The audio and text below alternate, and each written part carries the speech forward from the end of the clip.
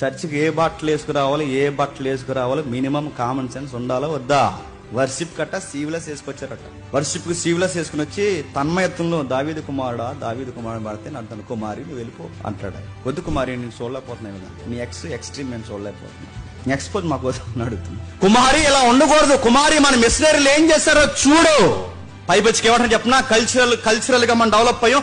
ఆ రోజుల్లో అలా వేసుకున్నారు, ఈ రోజుల్లో ఎలా వేసుకున్నారంటే కల్చర్ మారిని, బ్యాక్గ్రౌండ్ మారిని, ఏది మారినా మళ్ళీ అడుగుతున్నాను, మినిమం ప్రిన్సిపల్స్ ఉంటాయి, మినిమం కామన్ సెన్స్ ఉంటుంది. ఏది కట్టుకోవాలో, ఏది కట్టుకోకూడదు, ఏది వేసుకోవాలో, ఏది వేసుకోకూడదు, ఫంక్షన్కి ఎలా వెళ్ళాలో, చర్చికి వెళ్ళి రావాలో నీకు మినిమం తెలియాలి. అమ్మ, తల్లి, మహిళా సంఘమా, నీకు తెలియాలి. ఇది బయటోళ్ళకి తెలియకపోయినా నీకు తెలియాలి.